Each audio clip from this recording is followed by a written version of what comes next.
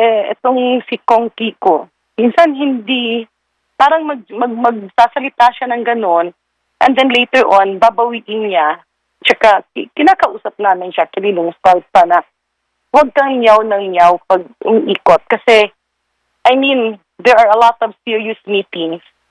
Tapos, nagyamyaw siya na nagyamyaw. So, pwede naman yun. Ang sabi naman niya is he's doing it to, catch attention. Meow, meow, meow, meow. Meow, meow, meow, meow, meow. Enzo Recto, kalaban ang katiwalian at kasinungalingan, kakampi sa katotohanan at kabutihan. Mga kabunyog, mainit na usapan na naman sa Kongreso.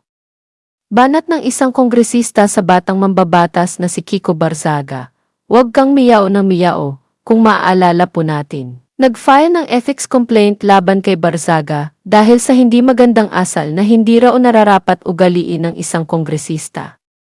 At ngayon, pinupunan na rin ang kanyang pag-ugali na tila raw isip bata at malayo sa inaasahan ng publiko sa isang halal na opisyal.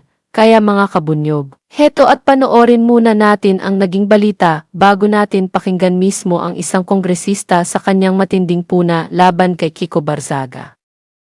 Maghahain ng ethics complaint ang National Unity Party laban sa tumiwalag nilang membrong si Cavite 4th District Representative Kiko Barzaga. Sige, napuno na nga yung ilang miyembro ng National Unity Party. Marami na raw kasing nilabag itong si Congressman Kiko Barzaga at kabilang na nga rito ay yung House Code of Conduct kung saan nakasaad na lahat ng kongresista ay dapat magkaroon ng kredibilidad. Pero sa halip, ginamit umano ni Barzaga yung kanyang social media accounts para siraan ang mga institusyon ng pamahalaan. Lumabag din daw nga itong si Barzaga sa Code of Conduct and Ethical Standards para sa public officials and employees. Kung titingnan daw kasi itong social media accounts ni Barzaga puro kalaswaan, abusadong pananalita at layong pahinain ng tiwala ng publiko sa pamahalaan. Pakinggan natin itong pahayag ng chairman ng NUP na si Congressman Ronnie Puno.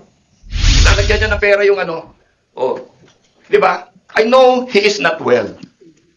But we cannot allow this behavior to be unresponded to Kailangan magsalita tayo. Hindi pwede yung ganyan, hindi pwede babuyin yung mga babae natin, kababaihan natin ng ganyan. Di ba? We live in a decent society. We're trying to develop good moral character in our children. This is not healthy. And he is a congressman. In the meantime, it's not imagination na meron nga daw bang ethics complaint na maaaring i-file against Cavite 4th District Representative Kiko Barzaga? Ano ba ito? Baka naman... Well, Oo, go ahead please po. matagal na kasi namin naririnig yun. No? Yung una, nung una medyo nagtataka kasi kami talaga dun sa mga actions niya sa loob ng Kongreso. But later on, ang nagiging problema binibit-bit na niya ang pangalan ng institusyon. No, andun yung mga post niya na sinasabi niya, gagamitin ko yung aking posisyon at power na proteksyonan kayo. Ang problema, itong si Kong Kiko, minsan hindi, parang magsasalita siya ng ganon, and then later on, babawiin niya, tsaka kinakausap namin siya, actually nung start pa na, huwag kang nyaw ng nyaw pag umiikot. Kasi, I mean, there are a lot of serious meetings. Tapos, nagyamyaw siya na nagyamyaw. So, pwede naman yun. Ang sabi naman niya is he's doing it to, catch attention.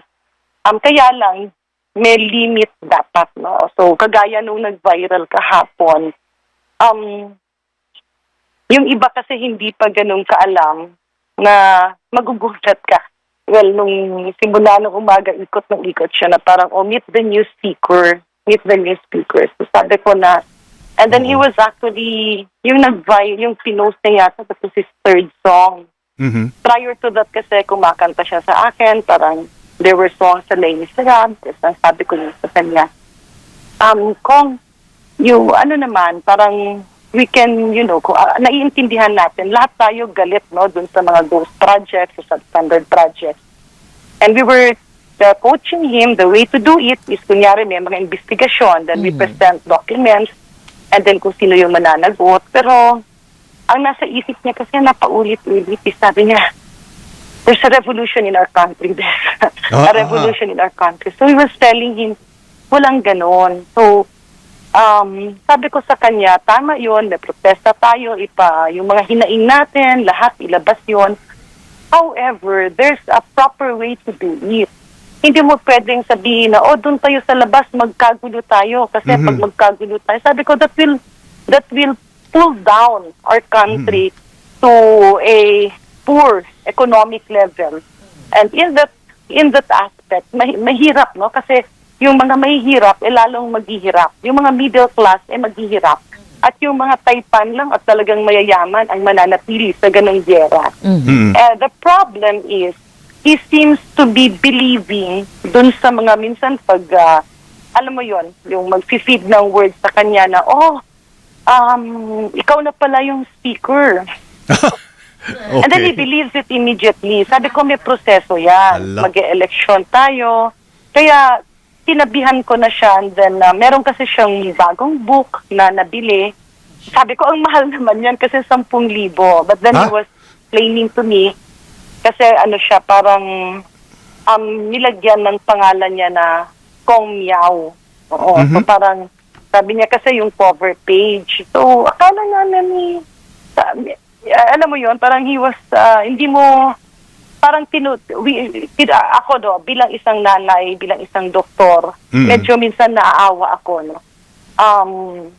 Naawa ako in the sense na minsan, alam mo yon, parang may iba siguro na parang manggagatong sa kanya. Pero may times naman na okay naman siya. Pero paiba-iba, like he keeps on repeating, bakit walang birthday celebration na bongga ang presidente? Sabi ko, kung wala naman talagang planong ganon, kasi nag-post yata siya na na-cancel daw. Oo. Sabi niya, hindi, di ba? Natakot sila kasi grabe na ang pressure, grabe na ang rally. The president is now being pressured. Sabi ko, walang ganon. The president is bent on initiating reforms and we are all here to help him. No, kung ano yung nalalaman, ano yung pwede natin i-extract na information, o kung meron man tayong kasamahan na damay, hindi siya pagtatakpan. And we were explaining, pero talon kasi siya ng talon. Alam mo, he was jumping on his feet and he was saying na, lapit na, I'll be speaker soon. So, we don't want to prick his bubble. Kasi baka mamaya mag-breakdown, alam mo yung gano'n. Pero, he's very excited. Sabi niya, hindi pala ako ngayon makakaupong speaker. Sabi niya, malamang next week. So sabi ko, there's a process. Sabi niya, ito, kausap ko na to. Sabi ko, they're in the minority. So the people in the majority will vote for you. So sabi ko, so anong inyong advocacy talaga? Para ang advocacy niya is to scrap down all political parties. Congresswoman. Sabi ko, mahirap yun. Opo. Let's Yes. if I may, let's try to cut to the chase.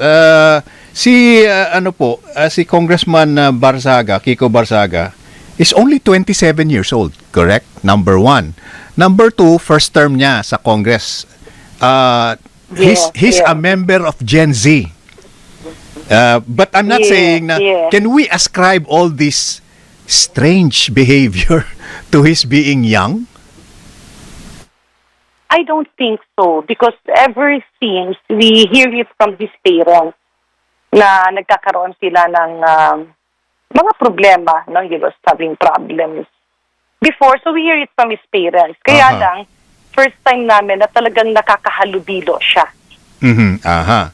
Okay. So, meron tayong kasabihan, di po ba? May kasabihan na there's a very thin line between exceptional brilliance and something that may be considered foolish.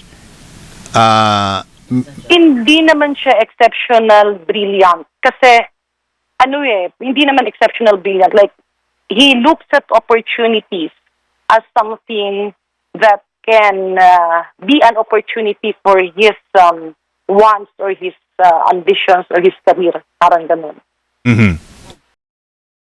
Bunyog, halikan na kasama ka. Bunyog, kapag buklod ay may pag-asa. Luzon, Visayas, Mindanao, isa ang pananaw. Sa bagong Pilipinas ang bunyog isisigaw. Bunyog, bunyog.